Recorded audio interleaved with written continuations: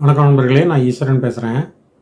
ஒரு 2-3 நாள் முன்னால் சிங்கப்பூரில் ஒரு இலங்கை நாட்டவர் இளைஞர், 27 வயசு இளைஞர், அவரை கைது பண்ணியிருக்காங்க. அதாவது ஐசிஏக்காரங்க, இமிக்ரேஷன் செக் பாயிண்ட்ஸ் அத்தாரிட்டி. எதுக்குன்னு கேட்டிங்கன்னா, அவர் சிங்கப்பூரில் ஓவர் ஸ்டே பண்ணிட்டார். அதாவது கிட்டத்தட்ட 10 மாதத்துக்கு மேலே அவர் ஓவர் ஸ்டே பண்ணியிருக்காரு. அவருடைய டூரிஸ்ட் விசா எப்போது லாஸ்ட்டு ஜூன் மாதம் 2025 எப்போ முடிஞ்சிடுச்சு. அதுக்கப்புறம் அவர் வெளியே போகலை, சிங்கப்பூர்லேயே தங்க ஆரம்பிச்சிட்டார். ஸோ அதுவே ஓவர் ஸ்டே ஆகிடும், அது ஒரு குற்றம். ஸோ இப்போ தான் கண்டுபிடிச்சிருக்காங்க. அதாவது இதுவே பார்த்திங்கன்னா ஒரு சினிமாவில் வர்ற மாதிரி ஒரு சீன் ஆகிருக்கு. அதாவது இவங்களுக்கு எப்படியோ ரகசிய தகவல் வந்திருக்குங்க. இந்த வுட்லண்ட்ஸில் ஒரு ஹெச்டிபி பிளாக் 574ன்னு ஒரு பிளாக் நம்பர் 574 534 ஏதோ, அந்த பிளாக்கில் இவர் மேல் மாடியில், அதாவது ரூஃப் கார்டன் சொல்லுவோம், அங்கே ஒளிஞ்சிட்ருக்கார். இவங்க ஏர்லி மார்னிங் போயிருக்காங்க.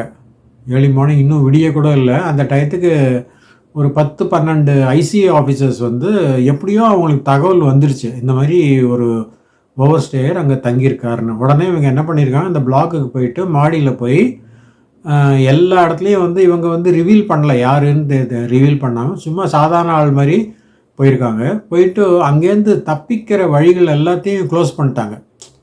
அவர் எப்படியெல்லாம் தப்பிச்சு போகலாம், ஒன்று லிஃப்ட்டு பிடிக்கலாம், இல்லை படிக்கட்டில் போகலாம், அப்படி இல்லைன்னா வேறு ஏதாவது அந்த இது வழியாக குழாய் வழியாக இறங்கலாம். அந்த மாதிரி இதெல்லாம் இவங்க க்ளோஸ் பண்ணி அங்கங்கே ஆளை போட்டாங்க. அதுக்கப்புறம் இவங்க என்ன பண்ணியிருக்காங்க, நேராக போய் அவரை கைது பண்ணியிருக்காங்க. அவர் தூங்கிட்டு இருந்திருக்கார் அப்போது. சரி, எழுப்பி விட்டு அவரை கைது பண்ணியிருக்காங்க. ஸோ இவங்களுடைய கையில் ஒரு அந்த இது சொல்லுவோம், அந்த ஆட்டோமேட்டடாக ஒரு மிஷின் இருக்கும், அதில் பயோமெட்ரிக்ஸ் எல்லாம் அதில் தெரியும். ஸோ அதை இவருக்கு நேராக காமிச்சாலே இவருடைய கண் இதெல்லாம் ஆல்ரெடி இருக்கும் இல்லையா, அதெல்லாம் இது ரிவீல் பண்ணோம், இவர் எப்போ வந்தார், எவ்வளோ நாளாக இருக்கார், என்ன ஏதுன்ட்டு. அதுக்கப்புறம் எல்லாம் பண்ண உடனே இவர் ஓவர் ஸ்டே பண்ணியிருக்காரு அப்படின்னு தெரிஞ்சிடுச்சு. அதாவது 10 மந்த்ஸுக்கு மேலே ஓவர் ஸ்டே பண்ணியிருக்காரு. இவர் கூட இன்னொரு இளைஞரும் இருந்திருக்காரு. ஸோ அந்த இளைஞர்கிட்ட ஏதோ ஒரு பாஸ் இருந்திருக்கு, work pass, valid work pass இருந்திருக்கு. அதனால் அவரை விட்டாங்க. ஏன்னா இங்கே யாரையுமே தேவையில்லாமல் ஹராஸ் பண்ண மாட்டாங்க. நீங்கள் ஏதாவது தவறு பண்ணால் தான் உங்களை கேள்வி கேட்பாங்க, கைது பண்ணாங்க, விலங்கு போடுவாங்க. ஸோ அந்த இன்னொரு நபர்கிட்ட பாஸ் இருந்தது, வேலிட் பாஸ், அதனால் அவரை விட்டாங்க. ஸோ இவரை மாத்திரம் கைது பண்ணி அரெஸ்ட் பண்ணிட்டாங்க. ஆனால் இவர் இலங்கைக்காரர்னு தான் சொல்லியிருக்காங்க, அதாவது ஸ்ரீலங்கன் நேஷ்னல். இவர் தமிழ்காரரா இல்லை சின்னலிஸா, அதெல்லாம் ஒன்றும் தகவல் கொடுக்கல அவங்க. மேபி அப்புறமா வரும்னு நினைக்கிறேன் ஃபர்தர் டீட்டெயில்ஸ். இப்போதைக்கு அரெஸ்ட் பண்ணி இந்த இமிக்ரேஷன் ஆஃபீஸுக்கு கொண்டு போயிட்டாங்க. அங்கே ஃபர்தராக இன்ஃபர்மேஷன்லாம் கலெக்ட் பண்ணுறாங்க, என்கொயரி பண்ணுறாங்க. அதாவது இந்த மாதிரி அஃபென்ஸுக்கு பார்த்தீங்கன்னா சிங்கப்பூரில் 6 மாதம் வரைக்கும் ஜெயில் கிடைக்கும். அப்படி இல்லைன்னா $6000 வரைக்கும் ஃபைன் போடலாம். அதுக்கப்புறம் குறைந்தபட்சம் 3 பிரம்படிகள் கொடுக்கலாம். அது அதிகமாக கூட இருக்கலாம், பட் மினிமம் 3 கேன் ஷாட்ஸ் கொடுக்கலாம்.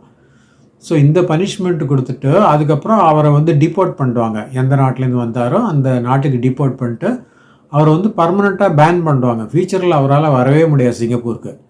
அவர் வேறு பாஸ்போர்ட்லேயும் வர முடியாது இப்போ. ஏன்னா இப்போது அவருடைய இதெல்லாம் கேப்சர் பண்ணிப்பாங்க, ஃபிங்கர் பிரிண்ட்டு, அப்புறம் ஐரிஸ், இதெல்லாம் கேப்சர் பண்ணி ஃபேஷியல் ரீடிங் எல்லாம் கேப்சர் பண்ணியிருப்பாங்க. அதனால் அவர் வேறு பாஸ்போர்ட்லேயும் வர்றதுக்கு வாய்ப்பில்லை. ஸோ இப்போ இவருக்கு என்னன்னு கேட்டிங்கன்னா, ஒரு 10 மாதமாக தங்கியிருக்காரு. அதனால அவர் ஏதாவது ஒரு இடத்துல தங்கியிருக்கணும். அதாவது ரூஃப் டாப்லேயே 10 மாதம் இருந்திருப்பான்னு தோணலை நமக்கு. ஏன்னா அவர் டாய்லெட் போகணும், சாப்பிட வேணும், அதெல்லாம் இருக்குது. அதனால் யாரோ இவருக்கு தங்கிறதுக்கு இடம் கொடுத்துருக்காங்க. இப்போ அந்த ஆளும் சீரியஸாக மாட்டுவார். ஏன்னா அவர் ஹார்பரர்னு பேர், ஹார்பர் பண்ணியிருக்காரு இமிக்ரேஷன் அஃபெண்டரை. அதனால் அவரும் சீரியஸாக மாட்டுவார். அதே நேரம் இவருக்கு 10 மாதமாக இருந்தால் ஏதாவது பணம் சம்பாதிச்சா தானே சாப்பிட முடியும் செலவுக்கு. அதனால் யாரோ இவருக்கு வேலை மாதிரி கொடுத்துருக்காங்க, அன்அஃபிஷியலாக இல்லீகலாக வேலை கொடுத்து ஏதோ குறைச்ச சம்பளம் கொடுத்துருப்பாங்க, $300 $400 அந்த மாதிரி புழிஞ்சு எடுத்துகிட்டு கொடுத்துருப்பாங்க. ஸோ இவர் அந்த டீட்டெயில்ஸ் எல்லாம் சொல்லிடுவார், எங்கே நான் ஒர்க் பண்ணேன். அநேகமாக ஹோட்டலாக தான் இருக்கும், அதில் ஏதாவது கிச்சன் அசிஸ்டண்ட் அந்த மாதிரி ஒர்க் பண்ணியிருப்பாரா இருக்கும். ஸோ அந்த ஆளும் மாட்டிப்பார். இப்போ பாருங்கள், செயின் மாதிரி எவ்வளோ பேர் மாட்டுறாங்க பாருங்கள் இப்போது. ஸோ இந்த மாதிரி 2025 இந்த இமிக்ரேஷன் அஃபென்சஸ்ன்னு சொல்லுவாங்க, அந்த மாதிரி பண்ணவங்க வந்து கிட்டத்தட்ட 540 பேர் பண்ணியிருக்காங்க இமிக்ரேஷன் அஃபென்ஸு. அதில் கிட்டத்தட்ட 480 பேர் வந்து ஓவர் ஸ்டேயிங், அதாவது அவங்களுடைய விசா காலம் முடிஞ்ச உடனே ஓவர் ஸ்டே பண்ணணும். மேபி டூரிஸ்ட் விசாவாகவும் இருக்கலாம், இல்லை ஒர்க் பர்மிட்டு ஒர்க் பாஸாகவும் கூட இருக்கலாம். அது எக்ஸ்பைரி ஆன உடனே கண்டினியூஸாக தங்கிறது இன்னும், அது வந்து ஒரு அஃபென்ஸு. அது தவிர மீதி 50 பேர் தான் totally without any pass they've come to Singapore. So அதுவும் வந்து குற்றம்தான், அதனால் எல்லாருக்கும் தண்டனை கிடைக்கும். ஸோ இந்த மாதிரி, அதாவது இவங்க என்ன சொல்கிறாங்கன்னா ஐசிஏல இப்போல்லாம் இந்த மாதிரி அஃபென்ஸ் பண்ணுறவங்க ரொம்ப ஒரு உஷாராக இருக்காங்க. அவங்க வந்து ஒரு அன்கன்வென்ஷனல் இடத்துல தங்குறாங்க. இவர் பாருங்கள், யூஸ்வலாக இப்போ இந்தியன், பங்களாதேஷ் அவங்கெல்லாம் ஃபேரர் பார்க்கு, லிட்டில் இண்டியா அந்த மாதிரி இடத்துல தங்குவாங்க. இப்போ தாய்லாந்துக்காரராக இருந்தால் பீச் ரோடில் தங்குவாங்க. மியான்மார்காரராக இருந்தால் ஹை ஸ்ட்ரீட்டு, பெனின்சுலா பிளாசா அந்த ஏரியாவில் இருப்பாங்க.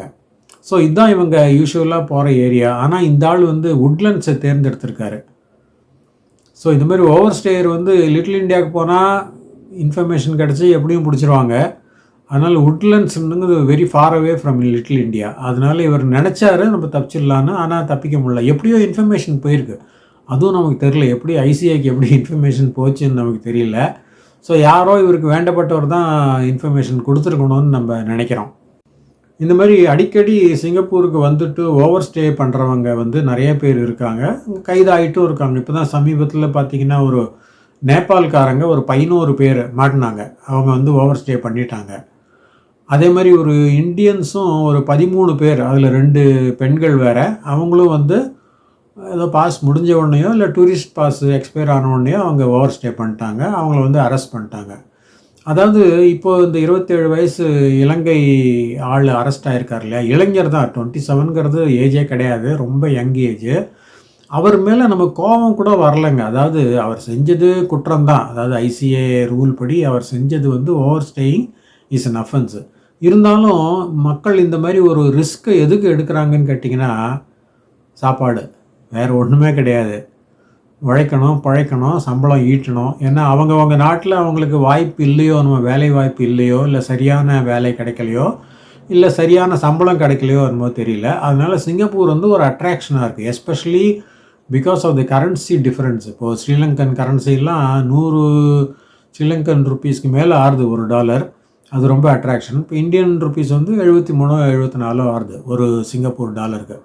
அதனால் அவங்க அந்த அட்ராக்ஷனில் வராங்க.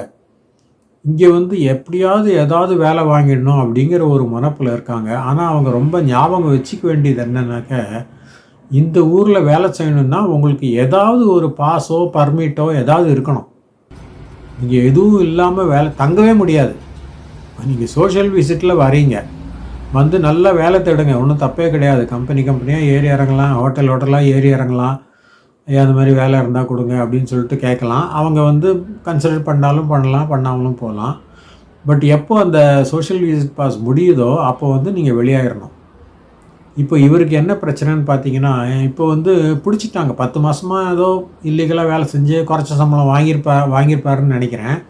இப்போ வந்து அவரை வண்டி ஏற்றிடுவாங்க, டிபோர்ட்டேஷன் பேர், வண்டி ஏற்றிட்டு பேன் பண்ணிவிடுவாங்க. திருப்பி சிங்கப்பூருக்கு வரவே முடியாது லைஃப் டைம் அப்படிங்கிற மாதிரி பேன் பண்ணுவாங்க. இது வந்து இவருக்கு பெருத்த நஷ்டம். இவர் யூஸ்வலாக இந்த மாதிரி பாஸ் முடிஞ்ச உடனே ஊருக்கு போயிருந்தாருன்னா திருப்பியும் இன்னொரு தடவை ஒரு சோஷியல் விசிட் பாஸ் போட்டு வரலாம்.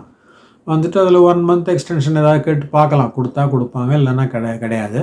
இருந்தாலும் அந்த பாஸ் முடிஞ்ச உடனே போயிடணும், அதுக்கு மேலே தங்கக்கூடாது. தங்கினீங்கன்னா அது வந்து அஃபென்ஸ் ஆகிடும், அது வந்து உங்கள் ரெக்கார்டில் போயிடும். அதுக்கப்புறம் ஃபியூச்சராக சிங்கப்பூருக்கு வர்றது ரொம்ப ரொம்ப கஷ்டம். ஸோ இந்த மாதிரி ஆட்களுக்கு வந்து நமக்கு அவர் மேலே கோபம் வரல, பரிதாபமாக தான் இருக்குது. இந்த மாதிரி கெடுத்துட்டாரே, தன்னுடைய ஹோல் லைஃபுக்கே சிங்கப்பூருக்கு வர முடியாமல் தானே பண்ணிட்டாரேன்னு தோன்றது. இவருக்கு யாரும் சரியான அட்வைஸ் கொடுக்கலையோ என்னமோ தெரியல. ஏன்னா இங்கே வந்துட்டு அவருக்கே தெரியும் பாஸ் முடிஞ்சு போகுது, 30ஆம் தேதியோடு முடியுது அப்படின்னு தெரியும் அவருக்கு. அதையும் தாண்டி அவர் தங்குறாருன்னா ஏதோ அவர் மனசில் இருக்குது, நம்மளை யார் பிடிக்க போகிறாங்க, நம்ம ஒளிஞ்சிக்கலாம், ஹெச்டிபி கார் பார்க்கில் ஒளிஞ்சிக்கலாம், மெத்தையில் ஒளிஞ்சிக்கலாம் அப்படின்னு நினச்சிருப்பார் அவர். ஆனால் இங்கே வந்து ரொம்ப கஷ்டங்க. ஏன்னா இது சிறிய நாடு, எல்லாரோட ரெக்கார்டும் கவர்மெண்ட் கிட்ட இருக்குது. ஸோ அதனால லேஸில் வந்து நீங்கள் தப்பிக்க முடியாது. கொஞ்ச நாள் ஓட்டலாம், திடீர்னு பிடிச்சிருவாங்க இப்போ ஆன மாதிரி. அதனால கவர்மெண்ட்கிட்டே நம்ம தப்பிச்சிடலான்னு மாத்திரம் எண்ணவே கூடாது. எந்த ஒரு தவறு குற்றச்செயல் பண்ணாலும் அது வந்து ஒரு நாள் மாட்டிக்கும். அதனால அந்த மாதிரி பண்ணுறவங்க வந்து சிந்தனை பண்ணணும். சிந்தனை பண்ணிட்டு தன்னுடைய ஃப்யூச்சரையே ஸ்பாயில் பண்ணிக்கக்கூடாது. ஸோ மற்ற நாடுகளில் மேபி ஜெயில் சென்டென்ஸ் கொடுப்பான், அப்புறம் டிப்போர்ட்டேஷன் பண்ணிவிடுவான். ஆனால் சிங்கப்பூரில் வந்து பிரம்படின்னு ஒன்று உண்டு. அது தாங்க முடியாது. மினிமம் 3 கொடுப்பான். It can be more also. 4, 5 கூட சொல்லலாம். ஆனால் மினிமம் 3 கேன் ஷாட்ஸ் கொடுப்பான். ஸோ இதெல்லாம் வந்து தேவையா அப்படிங்கிறது தான் இந்த மாதிரி ஆட்கள் வந்து சிந்திச்சு பார்க்கணும், மனசில் வச்சுக்கணும். ரிஸ்க்கே எடுக்கக்கூடாது. ரிஸ்க் ஃப்ரீயாக இருந்தால் தான் ஃப்யூச்சரில் அட்லீஸ்ட் உங்களுக்கு சான்ஸ் உண்டு சிங்கப்பூர் வர்றதுக்கு. இந்த மாதிரி ஸ்பாயில் பண்ணிட்டீங்கன்னா பர்மனெண்ட் பேன் தான். ஸோ இவருக்கு வந்து நம்ம பரிதாபம் தான் பட முடியும், வேறு எதுவும் படுறதுக்கு இல்லை. ஸோ நம்ம மீண்டும் இன்னொரு வீடியோவில் சந்திக்கலாம். நன்றி, வணக்கம்.